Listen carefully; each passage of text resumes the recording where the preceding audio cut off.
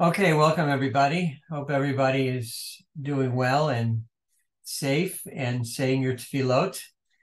We know it's a very, very difficult time. Just Susie and I coming back from the funeral of a very wonderful young man from Renana, Yaron Chittiz, who unfortunately fell in battle and just as we say, the hits keep on coming. So we've just got to be prepared to stay strong and steel ourselves for what's turning out to be perhaps a much longer and more difficult battle than we thought. When we left off last time, we did not get to say a special tefillah, which I want to begin with today, so to be sure we don't leave it out. Two Mishaberachs. First for the soldiers. Mishaberach Abotenu Avraham Yitzchak Yaakov. Hu yivarech et chayalei tzva Hagana Yisrael v'kochot habitachon haomdim al mishmar Tzenu borei Eloheinu. Yitein Adonai et oivenu hakamim aleinu nigafim lifnehem. Hakadosh Baruch Hu yishmerei mikol tzara v'tzukah mikol nego machala. Yishlach bracha v'atzlacha b'chol ma'aseh yedehem yadbir son'enu tachtehem v'yatreim b'cheter Yeshua b'ater nitzachon. Yikuyam behem hakatuv ki Adonai Elohechem holechem lachem lilachem lachem im oivechem l'she'echem v'nomar Amen. And a prayer for the shvuyim, for the hostages. Mishaberach Abotenu Avraham Yitzchak Yaakov Moshe Aaron David u'Shlomo. Hu yivarech v'yishmor v'yintzor et chayaleinu et achenu Beit Yisrael hashvuyim. Ba'avur shanu mitpalim ba'avuram. Hakadosh Baruch Hu yimalei rachamim alehem. Yishmerei mikol tzara v'tzukah u'mikol nega machala. Yishlach bracha v'atzlacha b'chol ma'aseh yedehem. Yotzi'ei mechoshech v'tzal mavet. Yishivei mehera l'chek mishpachotehem v'nomar Amen. Shir Amalot mima'amakim kratich Adonai. Adonai shima b'koli. Tien aznecha kashuvot l'kol tachanunai. Im avonot tishmarya Adonai mi yamod. Ki imcha aslicha leman tivarei. Kiviti Adonai kivta nafshi v'lidbaro hochalti. Nafshi l'Adonai mishomrim laboker, shomrim laboker. Yachel Yisrael l'Adonai ki im Adonai chesed v'arbeim imo fedut. U'yiftet Yisrael mikol avonotav. So let me begin with a public service announcement, and that is that after today's session, we're going to be on break, winter break, God willing, resuming the 1st of February. So we will be gone throughout the month of January. I'll miss you. I hope you miss me a little bit. And Bezrat Hashem will be back in 1 month time. So I know we announced something a little bit different, but I wanted to share with you, since we are right now in the midst of this secular holiday season between Christmas and New Year's. So I wanted to share some thoughts. I had a chance to speak a little bit about this in Netanya yesterday, and I want to share it with you on Zoom and try to talk about a very fascinating subject. You know that we, especially in our 2,000 years of galut, of wandering in the diaspora, so we have always had this kind of dual identity. We've tried to remain good, pure, observant Jews. At the same time, we have to live and be able to deal with the particular community in which we live. And for most of us, the answer was not to cut ourselves off and completely disassociate from the general world around us, mainly because, well, we usually had to work within that greater community. We might have gone to school there. We certainly, even if it's only by osmosis, we are impacted by the particular culture of the society in which we live. And so this has been a very important and serious struggle over the years, over the centuries, really. We constantly were, to make matters more difficult, inundated with attempts to either assimilate us to say that, well, you're now in a different country and you have to be loyal to that country, you have to adjust to life as one of us, or perhaps we ourselves, and this was certainly the phenomena when the Jews came over to America in the latter part of the 19th century, wanting to assimilate and to be a part of the culture so that they would be accepted. But at the same time, we know that the danger that comes from that is if you're too assimilated, if you're too familiar with that culture, we may lose our own distinctiveness. And maybe the greatest example we have of that in history is the story of the 10 tribes. The 10 tribes, because they were essentially devoid of a religious identity under Yeravam and other evil kings, we couldn't even go to Yerushalayim. And essentially, we became almost a different religion. They had to invent other chagim for us. We couldn't bring karbanot, etc. And so when we were conquered by Assyria, these 10 tribes were dispersed among several different nations. And because we didn't have a religious identity, we were not able to keep our distinctiveness in our Jewish community intact. And we were, so to speak, lost, because there was really nothing to tie us to one another or to any kind of cohesive identity. And we certainly would not want that to happen to us. In effect, this is really the story of Hanukkah, whereby the Maccabim realized that we were becoming more and more Greek-like, mityavnim we call it, and they had to wage war first against that segment of the community that was losing its identity and forfeiting its Jewishness. And only then we were able to face the Syrian Greeks and, thank God, become triumphant. So the symbol of that became the oil, not just the rededication of the Beit HaMikdash, but the oil itself. That one pure jar is a kind of metaphor for the Jewish people remaining undiluted, so to speak, and pure, because that is really the way in which we have survived. Otherwise, the reality is, like the 10 lost tribes, we just are swallowed up down the black hole of history. And except for these very amazing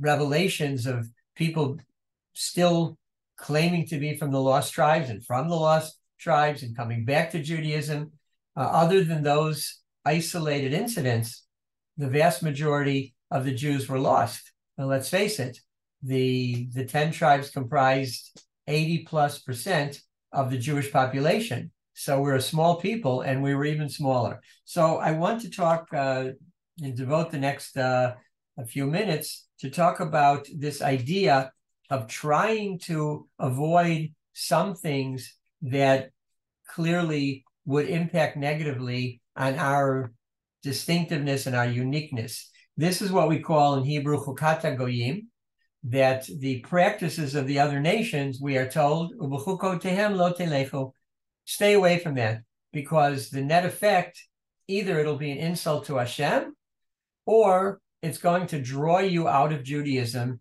and it's going to prevent you from maintaining that quote-unquote pristine Jewish identity. We have two sources for it. I mentioned the first. That comes from Vayikra of U'b'chukoteim lo telechu, do not walk in their ways. That pasuk, by the way, which is from Achrei Mot, it begins by saying, K'masei Eretz Mitzrayim, the practices of Egypt, lo tasu, don't do them. And the other quote that we have that's much lesser known comes from Shmot Mishpatim, and there the pasuk tells us that we are to avoid any contact. Here we're talking not necessarily about Egypt, but we're talking about the Canaanites. So the pasuk says, "Lo ta'avdem, lo tishtachaveh lelohehem," don't bow down to their idols or serve them. V'lo ta'aseh k'ma'asehem, and don't do as they do. So those are the two sources. We're talking about nations that were known for their depravity.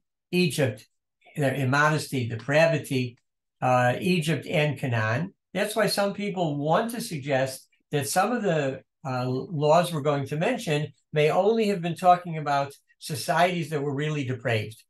But if we're talking about some other societies, it's not quite as bad. Certainly, the lack of morality of those two nations was something that we were extremely vigilant to avoid. The Gemara in Megillah talks about all the different things that we should not do to keep us as far as possible away from these types of these idolatrous nations. Today, most nations, of course, are not idolatrous, and some of the rabbis want to make somewhat of a distinction. Well, what exactly are the parameters of this law? So the Raman, Rav Moshe Feinstein, and many others basically say that there are three qualifications. There are three rules. One, if something that the non-Jewish world does connects to anything to do with a foreign religion, and this is, again, some want to say we're talking mainly about idolatrous practices or religions. Others want to say it's any religion. We should stay away from them. So this would include anything to do with a specifically religious holiday. Obviously, Christmas. We shouldn't have a Christmas tree, even though some people will suggest, I'm not doing it for any religious reason. I just like to have some nice vegetation. Well, the answer to that is, buy your wife flowers every Shabbos, you'll have vegetation, but don't bring in something that is associated specifically with Christianity. Again, there's a debate about Christianity. Is it idolatrous? Isn't it idolatrous? Islam, I think the Rambam, Paskin, and people agree that is not idolatrous. They believe in one God. There's some debate, I don't want to get into it here, about Christianity, whether it could be construed as being idolatrous because of the Trinity or because perhaps even the worship of the cross, but I don't want to get into that. But clearly, to any aspect of that holiday would be something that we would have to avoid. The same would apply to Halloween, which would also be connected to that religious, because it has a religious nature to it. In a bit, I'll talk about New Year's Eve and that issue. The Gemara says there were certain kinds of haircuts that were prominent and part of certain idolatrous religions that we were not allowed to get that kind of a haircut. Basically, I mean, unless you're in the NBA, everything goes. But we're talking about, for example, where the top of your head is full, you have the hair grow in the top of your head, but all the rest is bald around it. Or the opposite, that the top of your head is bald, and you do this purposely. It happens to some people who can't help it, but if you do it purposely, that the top of your head is bald, and then you let the rest of your hair grow long, that's a second type of haircut that the Gemara specifically says was associated with a form of idolatry. Okay, so anything that is going to be strictly connected to another religion, that we would avoid. Something which we don't know the reason it's being done, we're concerned that maybe it comes from another religion and it's been forgotten. And so we try to avoid that. And that is true about a lot of things in superstition, that doesn't seem to be any logical reason to do it. And therefore, why are you doing it? There's a chance that it might be idolatrous. And so just avoid it. So therefore, not letting a black cat cross your path. There's no logic to that. What do we care what color the cat is? I see a black cat in front of me. I specifically want it to pass by me. I don't care. Let it cross my path. Not stepping on a crack on a sidewalk. Where does that come from? There's no logical reason. If there's a logical reason for it, says Rav Moshe, that's a different story. So if there's some kind of a belief, don't go under an open ladder. Well, there's some logic to that, obviously. So just avoid it for safety's sake. So that's the second category. The third category is if there's something immodest, that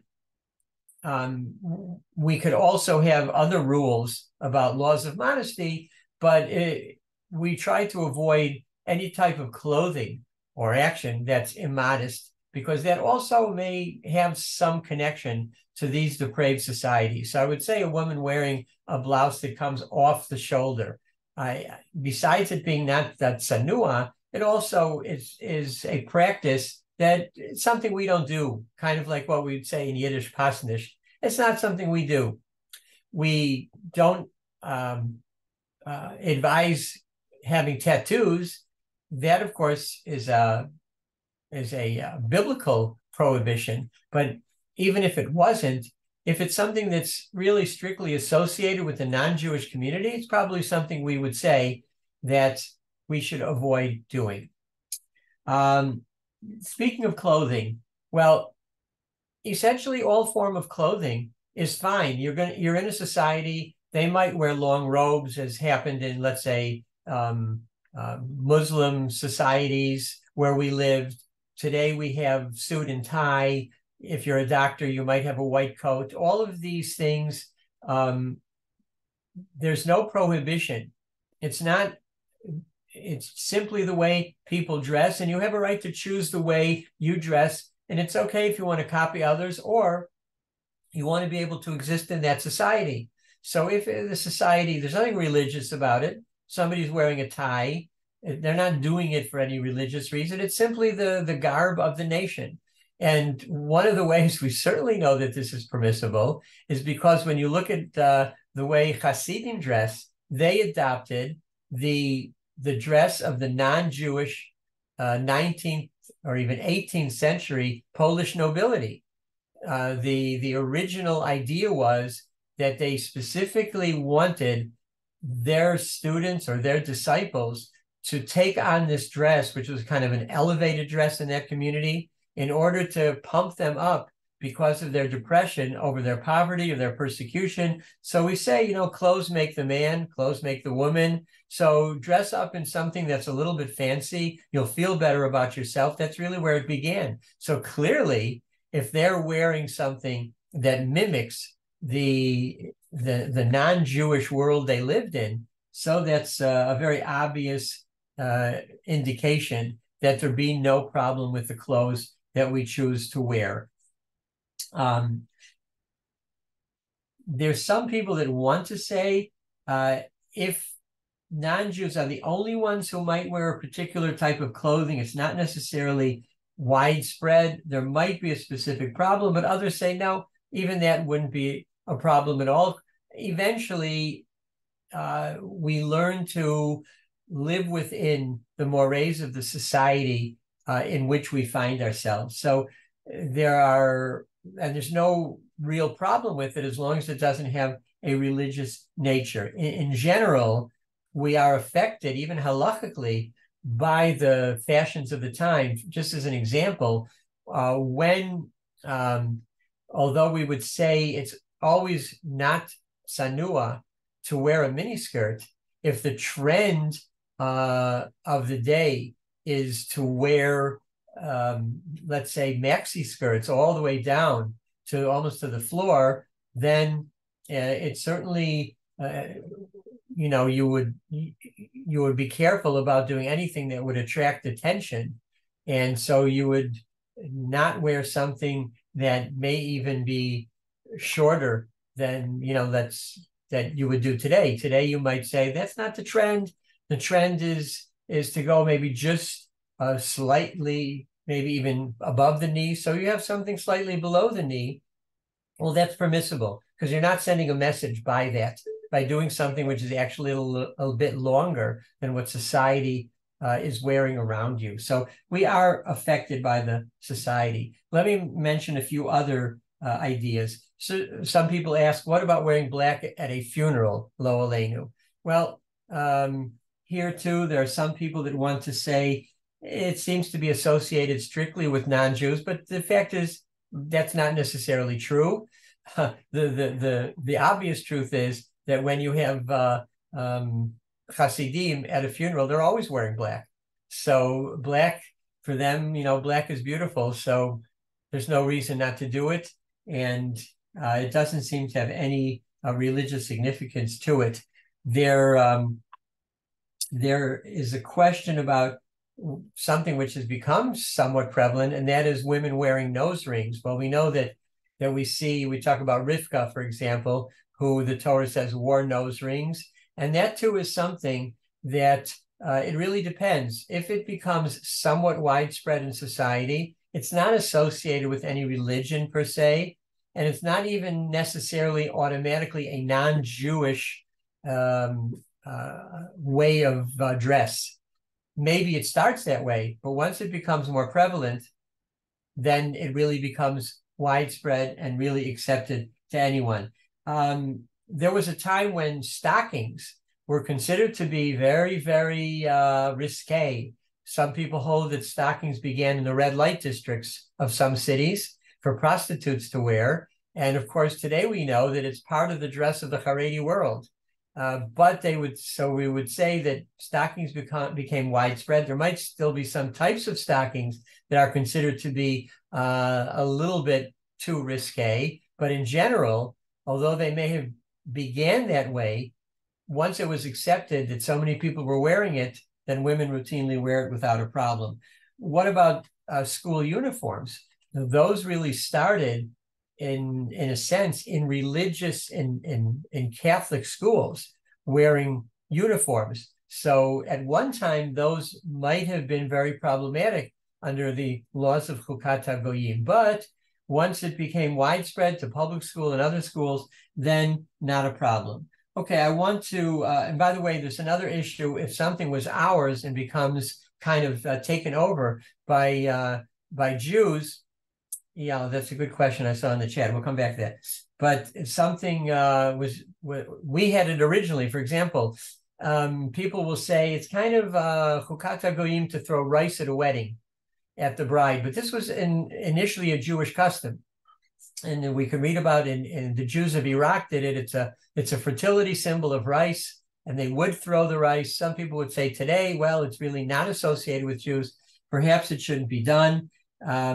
People want to say the same thing about flowers at a funeral, but others would say, and it's certainly true in Israel, where it's very prevalent to bring flowers to an askarat, to funerals. So we just came back, and there was about 20 people putting wreaths, zir, on the gravestone, and that has become something which is clearly not associated with any another religion, and it's become something that Jews do as well. Some people say it's almost like leaving a stone on the matzeva, which is a kind of symbol that people were here, that this is a person who has visitors, who's important. So it's kind of the same thing, really, as leaving a stone as well. On the issue of pants, I would say that there are many posting that say when pants are not so form-fitting, then there's really no prohibition of women wearing pants. There is still some opposition to it because some people just consider it in the overall rubric of being immodest, but it's not necessarily immodest, a pantsuit, etc. And there certainly are people who would approve of it. There is also sometimes the way we pray. This was something that we did originally. We would prostrate ourselves on the floor. We'd lay down. We would bow. We would kneel.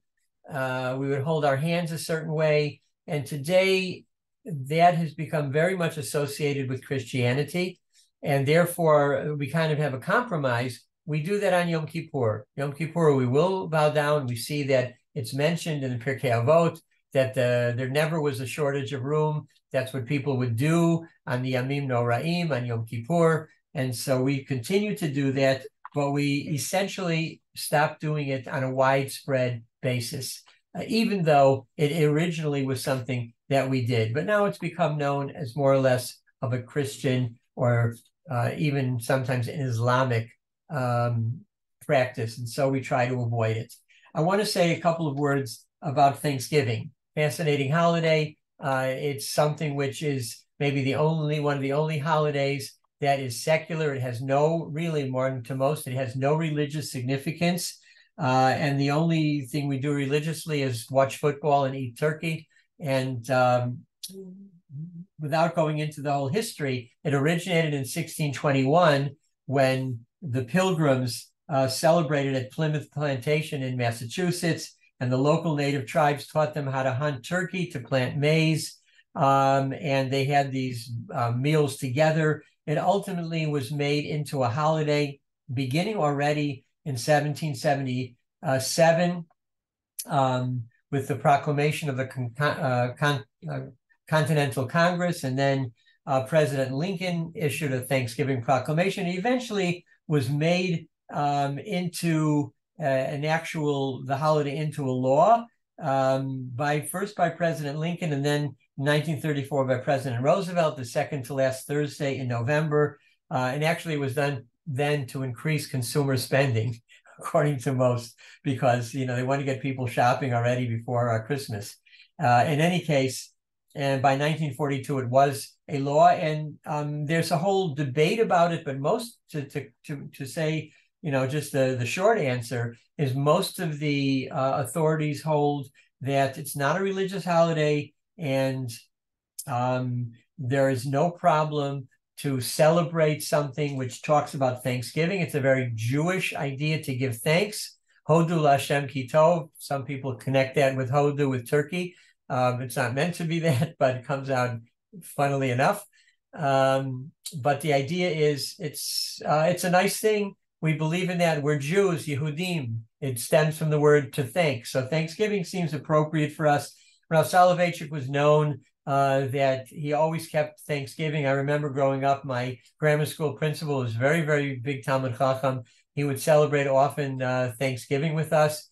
And the whole idea of turkey is another story, because it seems it doesn't have really a Masorah, a tradition, but the rabbis ruled, thank God, that that turkey is in the category of a kosher bird. In fact, you should know that turkey is the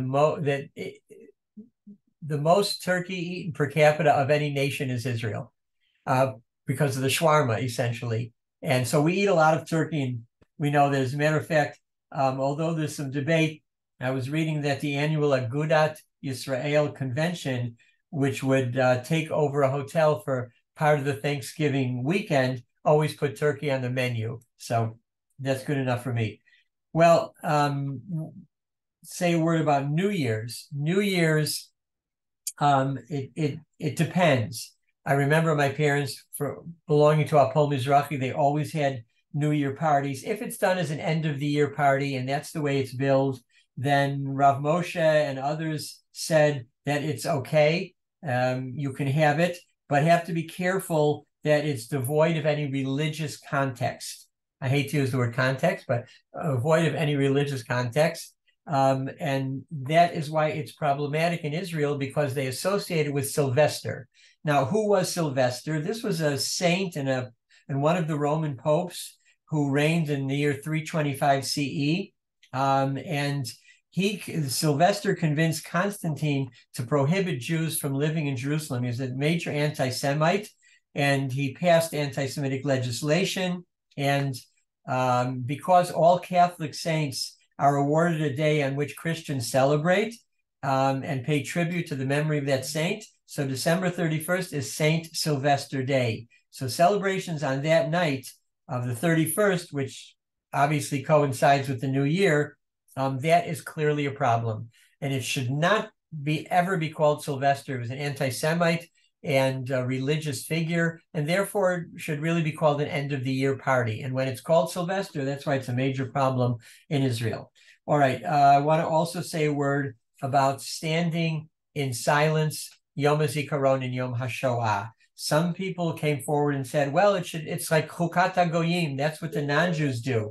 But the truth is that what are we doing? We're paying tribute to the heroes of the Jewish people, those who gave their lives in the Shoah, those who daily risked their lives and gave their lives in Tzava. So why would that be a problem? We're talking about 2 minutes the night before, or the day, and the siren sounds, and we stand at attention and we don't talk.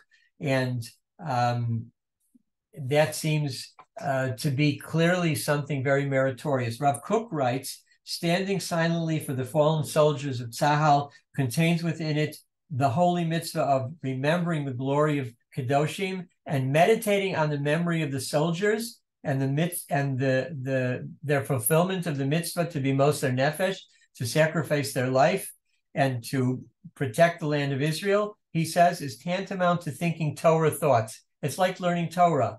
And he said, in addition to that, there is another consideration, and that is brought out by many of the poskim, and that says essentially that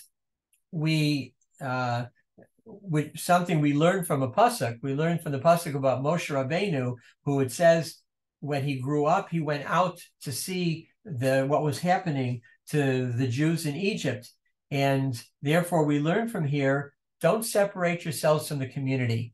Moshe was sending the message that I can't just stand aside and not be part of the community. And therefore, we have a specific problem with those who are Poresh Min Hatzibur.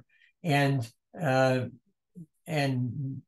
Hillel teaches in Pirkei Avot, if a person sees the community in pain, he should not say, I will go to my house, I'll eat and drink, all will be well with me. Rather, one should bear the burden with his fellow Jews. If the community is in pain and someone separates from them and eats and drinks, 2 ministering angels accompany him, says the Medrash. They place food on their heads and say, so-and-so separated himself from the community in their time of trouble. He shall not see the community's consolation. It's kind of a curse to say, don't break away from the community. So there have been many great rabbis who say to their students, well, if you're inside when the siren is sounding and you don't want to go outside, etc. But if you're outside, do not be Poresh Min Hatzibur. Stop your car, stop talking, stop walking. And I make a point, although Susie really doesn't like it, that I go out into the middle of the street. It's quite a busy street outside my house when that siren sounds. And more often, usually every time, somebody has been driving and hopefully stop and don't kill me. So they come out and say, we didn't realize, we didn't hear the siren, we didn't realize it.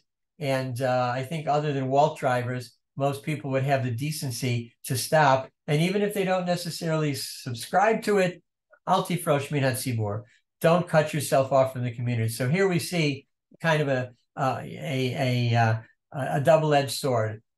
Don't be careful that we maintain our own distinctiveness and don't completely be sucked into a non-Jewish community, and kind of be on guard to keep our own identity intact. But as far as we're concerned, when we do something as a nation, don't separate yourself from the community either. Rav Hirsch says, and he writes very succinctly, you may imitate the nations among whom you live, which things they do on national grounds as opposed to religious grounds, which obviously you cannot imitate. And don't join in their holy days or customs that are based on religious views, but do not do anything to disturb their own holy days. Don't mar their festival spirit. They're entitled to it. And don't parade your non-participation on their holy days in a manner to arouse animosity. And that's just a matter of being a mensch. So these are some of the different concepts of this idea of Chukat HaGoyim, that it's a very fascinating idea, trying to keep our own identity intact and not stray too far, but at the same time understand that certainly when we live in foreign communities outside of Israel, there Chazal understood that we're essentially going to have to live within that world to some extent. And so we kind of walk that thin line between assimilation and acceptance within the community. We don't want to be ostracized. We don't want to look as if we're looking down at anybody else. But at the same time, we certainly don't want our Judaism to be diluted. Okay, I'll stop for a moment. We're really past there. If anybody has a comment, a quick comment or two, they can make it. If not, if you're unmuted, you can, if you wish to ask anything about a particular custom that we didn't cover. I didn't cover everything. I just tried to give you a kind of a overview of many different customs that call into question this whole idea of Chukat HaGoyim. Okay, well, in that case, I assume you agree with everything I said, if there are no comments. And we will meet again, Bezrat Hashem, on the 1st of February, and we'll be in touch before that.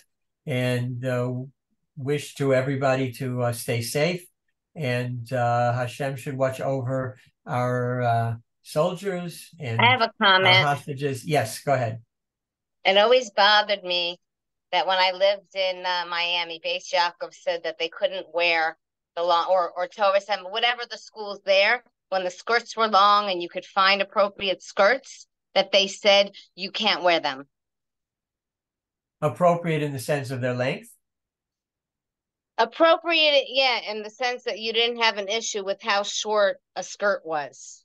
Well, look, we always have an issue if let's say it comes above the knee, that's always going to be an issue. But if it's something that's below the knee, especially in a society where women are wearing something much shorter, so below the knee is longer than what society's doing on halachic level, it's fine. I mean, I can't speak for specific schools that will want to be machmir and have much, much longer skirts all the way down to the ground. If they're doing that, they're doing it, but they're not necessarily doing it strictly out of a sense of halacha. They're just trying to go further than they actually need to go. So, I'm not condemning them. That's what they chose to do, so as not to get into a danger zone, but it doesn't necessarily mean that it's halachically correct. Okay. Shabbat shalom to everybody. Thank you so much for joining in. And we'll see you again next time. Stay safe. You too. Shabbat shalom. Thank you. Shabbat shalom. Shabbat shalom. Shabbat shalom. Thank you. You're welcome. Thank you. Thank you.